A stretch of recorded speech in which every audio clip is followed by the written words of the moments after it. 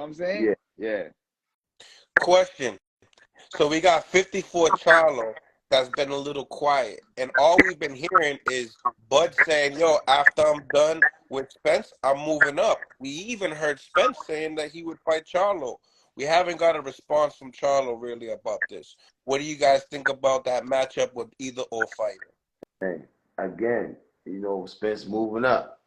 Well, Spence turned pro at 54. Yeah. Correct. Correct. He was always a big guy. Always. I think I would roll with Spence on that. Spence? Yeah, we cool. Huh? Spence, and what about Bud? What do you think Bud against Charlo? Man, I would love to see it. I can't call out because Bud is a smaller man. He's smaller than Spence, Yeah, size means a lot. Size means a lot, guys. Weight class is for a reason, Yeah. I like Crawford, though. I like Crawford. I feel like we all hear gym story in the gym, and we don't necessarily go out and speak upon that all the time, right? But it seems to me it's like I've heard, Charlo give so many flowers to Spence. You feel me? And then you kind of want to think that is Spence giving it to Charlo in the gym? That Bud is out here outspoken, like I want this too. Could that be? Spence can punch, man. Dog. Charlo said it too. And he relentless. But yo, remember this, if you go back to Earl Spence amateur days, he used to stop guys in the amateurs. All the tournaments, he was stopping these guys. Guess what? Stopping them. Those guys, he been stopping them guys in boxing since he was 8 years old. Earl ain't started till he was 15. 8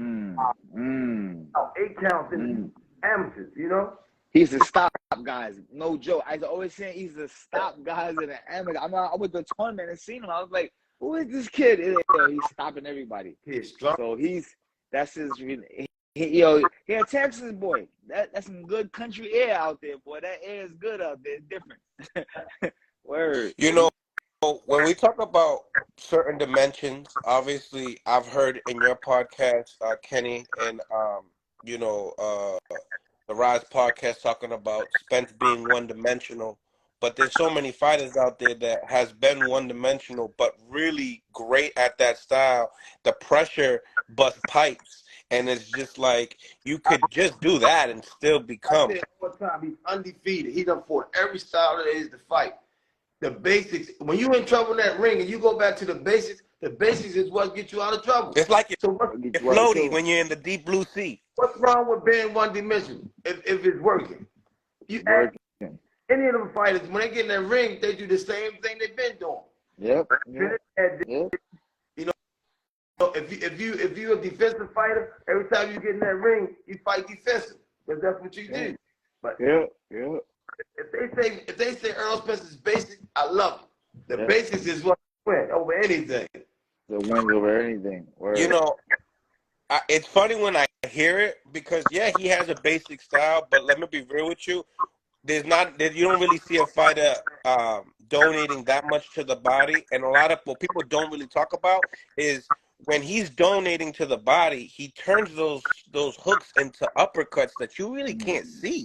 You don't see it coming. You do not see it. It reminds me of Chocolatito, when he fights. You know who else is basic? Won all their fights with Floyd Mayweather. He was basic. Floyd Mayweather. Winky. That's wait, no. I'll tell you one even better. Winky Wright. He was bang, bang, bang, bang, bang, bang, bang, bang, bang, bang. I like Winky Wright being more basic.